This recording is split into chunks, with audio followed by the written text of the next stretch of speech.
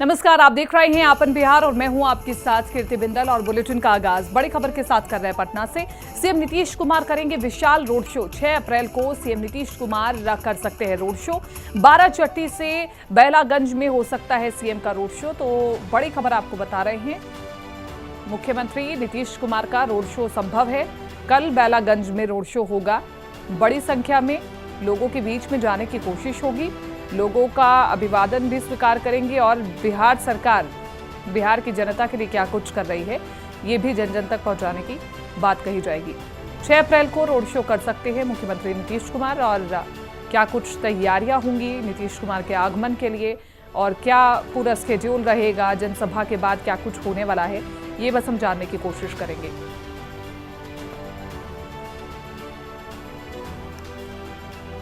और ज्यादा जानकारी के साथ संवाददाता सुजीत श्रीवास्तव हमारे साथ पटना से लाइव बने हुए हैं। सुजीत, कल मुख्यमंत्री नीतीश कुमार का दौरा रह सकता है, रैली रह सकती है, रोड शो रह सकता है, क्या है पूरा स्केड्यूल, क्या कार्यक्रम रहेगा?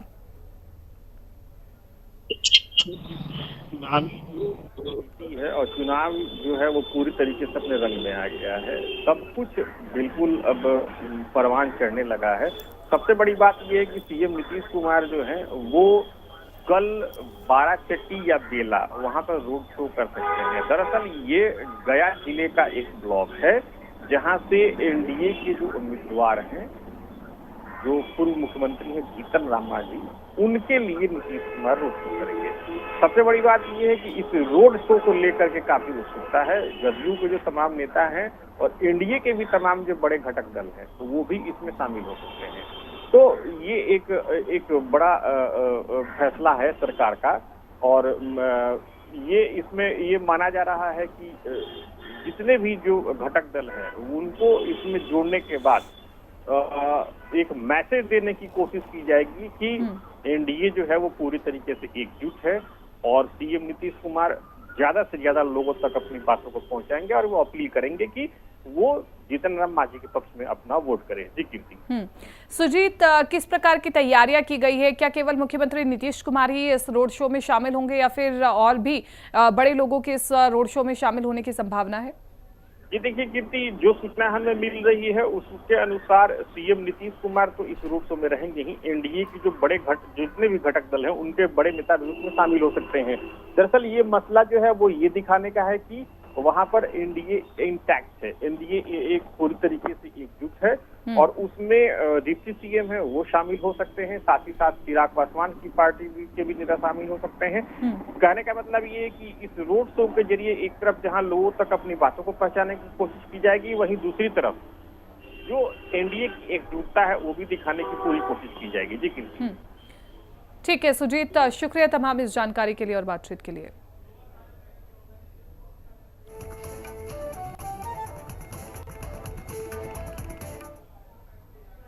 और देखिए, लोकसभा चुनावों से पहले बिहार में बीजेपी की कई रैलियां संभव हैं। जमुई के बाद अब नवादा में हुंकार भरेंगे पीएम मोदी। 7 अप्रैल को नवादा आएंगे प्रधानमंत्री नरेंद्र मोदी, अपने प्रत्याशी के लिए जीत का दावा करेंगे। 9 अप्रैल को औरंगाबाद में माहौल बदलेंगे अमित शाह और जनसभा को संबोधित करेंगे केंद्रीय गृह मंत्री अमित शाह। पटना में बीजेपी नेताओं के साथ करेंगे महत्वपूर्ण बैठक। पीएम मोदी का 4 दिन में दूसरा बिहार दौरा है। नवादा में चुनावी रैली करेंगे प्रधानमंत्री नरेंद्र मोदी। 9 अप्रैल को अमित शाह और औरंगाबाद में भरेंगे हुंकार। तो इस वक्त की बड़ी खबर हम आपको बता रहे हैं।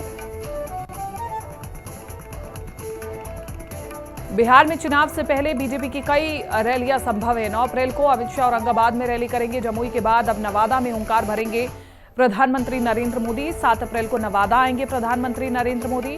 और वहीं आपको बता दें कि अपने प्रत्याशी के लिए जीत का दावा करेंगे। बिहार में एनडीए मजबूती के साथ आगे बढ़ रहा है, ये मैसेज भी जन जन तक पहुंचाना बहुत जरूरी। उसके बाद 9 अप्रैल को अमित शाह औरंगाबाद में माहौल बनाएंगे, जनसभा को संबोधित करेंगे केंद्रीय गृह मंत्री अमित शाह। पटना में बीजेपी नेताओं के साथ महत्वपूर्ण बैठक भी की जाएगी। तो बड़ी खबर आपको बता रहे हैं, जमुई के बाद अब नवादा में हुंकार भरेंगे प्रधानमंत्री नरेंद्र मोदी। 7 अप्रैल को नवादा आएंगे प्रधानमंत्री नरेंद्र मोदी और इसी के साथ साथ आपको बताते चले अपने प्रत्याशी के लिए जीत का दावा करेंगे। 9 अप्रैल को अमित शाह की औरंगाबाद में रैली होनी है। 9 अप्रैल को औरंगाबाद में माहौल बदलेंगे अमित शाह। बिहार में चुनाव से पहले बीजेपी की कई रैलियां होनी हैं।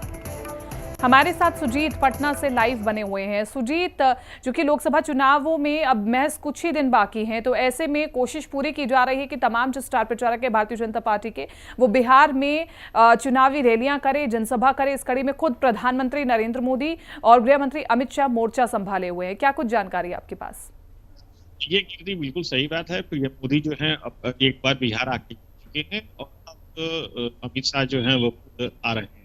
दरअसल अमित जो है वो पटना से सटे लोकसभा क्षेत्र है औरंगाबाद, वहां आएंगे और औरंगाबाद से सुशील कुमार सिंह बीजेपी के अभी निवर्तमान सांसद है, उनके लिए चुनावी सभा करेंगे।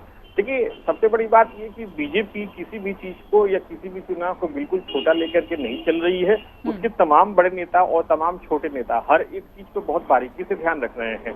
इस चीज का अंदाजा खुद लगाया जा सकता है कि एक तरफ जहां पीएम मोदी खुद आते हैं और उनके आने की एक दिन बाद खुद अमित शाह भी आ जाते हैं, तो इस चीज से बिल्कुल अंदाजा लगाने में कोई गिरेज नहीं है कि इस चुनाव को लेकर के और बिहार को लेकर के बीजेपी की क्या खास रणनीति है, या बीजेपी किसी भी चीज को या किसी भी सीट को बिल्कुल हल्के में नहीं लेना चाहती है। औरंगाबाद एक ऐसा डिस्ट्रिक्ट है, अगर औरंगाबाद से अगर अमित शाह की रैली होती है तो अमित शाह जो है न केवल औरंगाबाद बल्कि उसके सराउंडिंग में जितने जिले हैं, जैसे अरवल हो सकता है, अरवल, सासाराम या फिर कैमूर, तो ये सारे जिले जो हैं वहां पर भी इस रैली का या चुनावी सभा का असर पड़ेगा। तो इसी चीज को लेकर के बीजेपी जो है, हालांकि इसके लिए बीजेपी ने कई रैलियों की तैयारी भी की है, जिसमें बैक टू बैक कई सारी रैलियां होंगी। तो ये एक बड़ा इंटरेस्टिंग हो जाएगा, क्योंकि देखिए अभी क्या है कि बीजेपी अपने फुल प्रूफ प्लान के तहत ये सारे काम कर रही है और इस तरीके से अगर देखा जाए तो उसके छोटे नेता, बड़े नेता एक एक चीज का बहुत बारीकी से मुआयना कर रहे हैं और रैलियों पे लगातार जोर दे रहे हैं। लोगों तक अपनी बातों को पहुंचाने की पूरी कोशिश कर रहे हैं कि लोग ज्यादा से ज्यादा लोग उनकी बातों को सुने, समझे और वो बात जो है फिर मत में कन्वर्ट हो सके। हाँ कीर्ति, बिल्कुल। अगर हम नवादा सीट की बात करें सुजीत, नवादा सीट पर किस प्रकार के समीकरण बनते हुए दिखाई दे रहे हैं? इंडिया अलायंस इस सीट पर कितनी मजबूत दिखाई देती है? लोगों का क्या सोचना है? क्या उनके मुताबिक वहां पर काम हुआ है या नहीं हुआ? किस आधार पर वोटिंग होगी? देखिए, नवादा सीट पर सुशील कुमार सिंह जो है बीजेपी के अभी निवर्तमान सांसद है और सबसे बड़ी बात और नवादा सीट माफ करेंगे, नवादा सीट जो है, नवादा सीट पर अभी विवेक ठाकुर हैं और जहां तक औरंगाबाद की बात है तो औरंगाबाद से सुशील कुमार सिंह है। विवेक ठाकुर अभी एनडीए के निवर्तमान प्रत्याशी हैं, उनको प्रत्याशी बनाया गया है और औरंगाबाद से सुशील कुमार सिंह है जिनके लिए पीएम मोदी आएंगे, माफ करेंगे अमित शाह आएंगे। तो सबसे बड़ी बात है कि सुशील कुमार सिंह लगातार कई टर्म से एमपी बन रहे हैं और सबसे बड़ी बात ये भी है कि ये वही औरंगाबाद सीट पे जहां से कांग्रेस के तरफ से निखिल कुमार जो है वो चुनाव लड़ने की अपनी इच्छा को जाहिर कर चुके थे, जो कि कांग्रेस के वरिष्ठ नेताओं में उनकी गिनती होती है। लेकिन इस बार समीकरण बदल चुके हैं। हालांकि सुशील कुमार की जो पैठ है वहाँ के जो लोकल वोटर्स हैं उनमें अच्छी मानी जाती है। शायद यही कारण है कि वो अपने एक बहुत ही मुफीद जीत की तरफ हर चुनाव में आगे बढ़ जाते हैं। अब रही बात औरंगाबाद की, तो औरंगाबाद से मैं आपको याद दिलाना चाहूंगा कि निखिल कुमार ने इस बार अपनी इच्छा जताई थी कि वो इस बार अपना नॉमिनेशन करे, लेकिन अभी जो महागठबंधन की सीट शेयरिंग हुई है उसमें औरंगाबाद जो है वो कांग्रेस के हाथ से निकल चुका है। तो आप देखना ये होगा कि वहां पर जो उम्मीदवार आते हैं वो सुशील कुमार सिंह को कितना टक्कर दे पाते हैं। ये देखना बड़ा इंटरेस्टिंग होगा, क्योंकि जिस सीट के लिए खुद अमित शाह आएंगे चुनाव प्रचार करने के लिए, तो वो बहुत ही बिल्कुल देखना होगा क्या माहौल बनेगा, क्या जनसभा में कहा जाता है। बहुत बहुत शुक्रिया तमाम इस जानकारी के लिए और बातचीत के लिए सुजीत। आगे बढ़ रहे हैं बिहार की पूर्णिया से बड़ी खबर आपको बता दें, नामांकन वापस लेने से पप्पू यादव ने इनकार कर दिया है। पप्पू यादव ने कल पूर्णिया सीट से नामांकन भरा था। मंच पर लोगों के बीच में ही रोने लगे थे पप्पू यादव। मैं कांग्रेसी का सिपाही हूं, मैं कांग्रेस का सिपाही हूं। बावजूद इसके उन्होंने कहा कि मैं पूर्णिया सीट से अपना नामांकन वापस नहीं लूंगा। मंच पर लोगों के बीच ही रोने लगे पप्पू यादव और उन्होंने कहा कि मेरा पूर्णिया से गहरा नाता है, यहाँ की जनता से गहरा नाता है, मैं उन्हें कैसे छोड़ सकता हूँ, इसलिए पूर्णिया से तो मैं चुनाव लड़ूंगा ही। बता दें इंडिया अलायंस के मद्देनजर पूर्णिया सीट कांग्रेस को नहीं मिली थी, लेकिन पप्पू यादव जो कि हाल ही में कांग्रेस में शामिल हुए थे वो इस सीट से लड़ना चाहते थे और हाल ही में कांग्रेस में शामिल होने के बावजूद जब कांग्रेस ने उनसे कहा कि आप नामांकन वापस ले लीजिए तो उन्होंने कहा कि हम नामांकन वापस नहीं लेंगे, हाँ लेकिन मैं कांग्रेस का सिपाही हूं।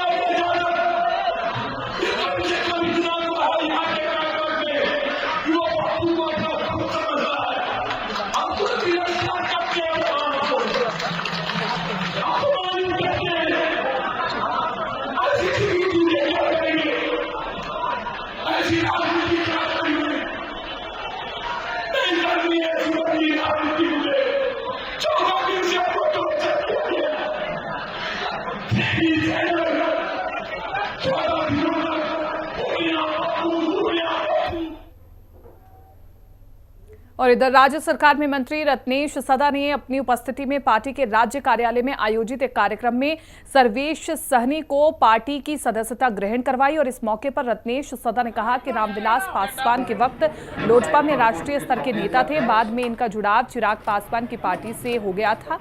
हालांकि इन्होंने चिराग पासवान की पार्टी को बाद में छोड़ दिया। इन्होंने सीएम नीतीश कुमार के नेतृत्व में अपनी आस्था जताई थी और पिछले कुछ माह से ये लगातार मेरे संपर्क में थे। मुझे वक्त नहीं मिल पा रहा था, इसलिए मैंने वक्त निकालकर इनको पार्टी की सदस्यता दिलाई।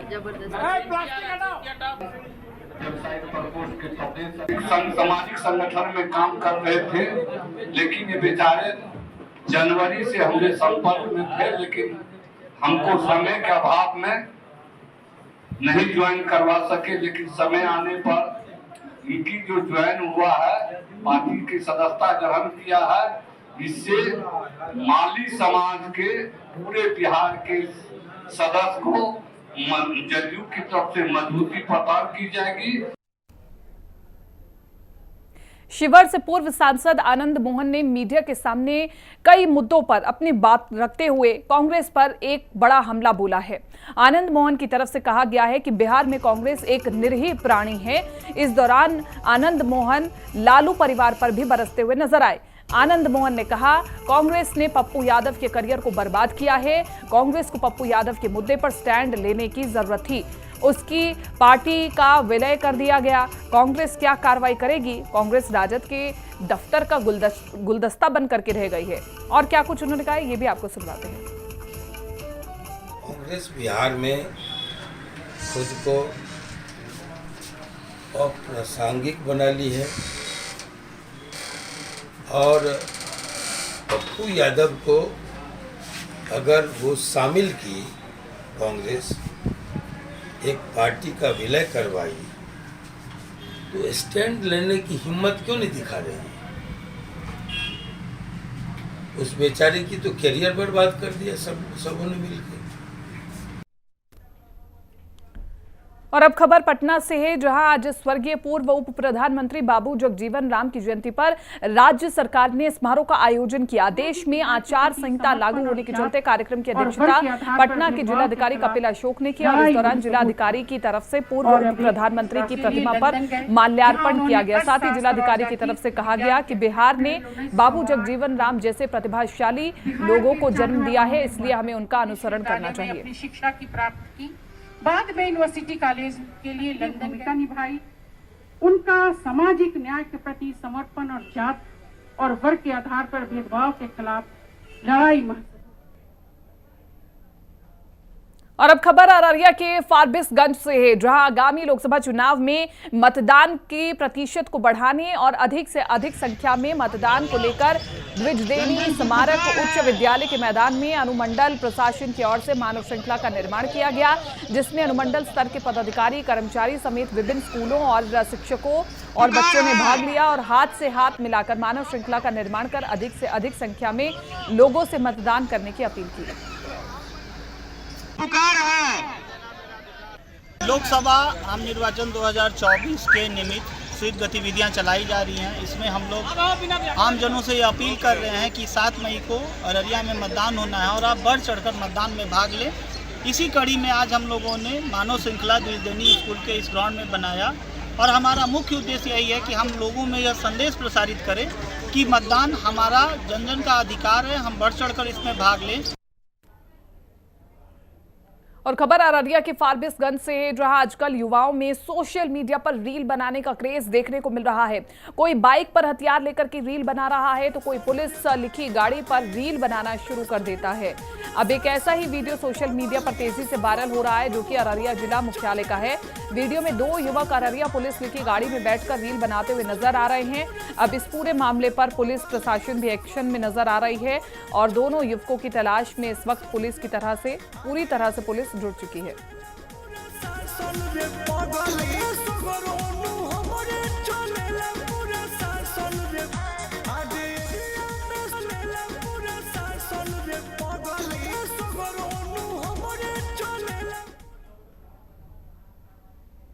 और खबर मधेपुरा से है, जहां पिछले दिनों पुलिस ने जिले के टॉप 10 की सूची में शामिल इनामी वांछित अभियुक्त जनार्दन यादव को हथियार और गोली के साथ गिरफ्तार किया था, जिसके बाद इस खबर को सभी चैनलों में चलाया गया था। जिसके बाद अलग अलग नंबर से एक पत्रकार को उसके मोबाइल पर फोन कर जान से मारने की धमकी दी गई। और इस मामले में मधेपुरा पुलिस ने त्वरित कार्रवाई करते हुए जिले के टॉप 10 की सूची में शामिल कुख्यात अपराधी जनार्दन यादव के पुत्र विक्रम कुमार समेत 3 अभियुक्तों को गिरफ्तार कर लिया गया और आगे की कार्रवाई की जा रही है।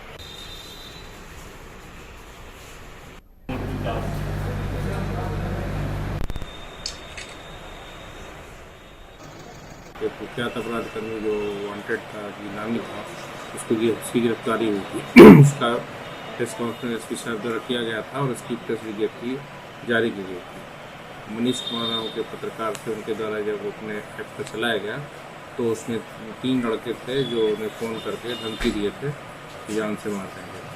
तो पुलिस तत्परता से कार्रवाई करते हुए थानाध्यक्ष मधेपुरा और टेक्निकल टीम कानूनी सुविधा के संग में मिल करके रात दिन मेहनत करते हुए 24 घंटे के अंदर जो अपराधी था उसको गिरफ्तार कर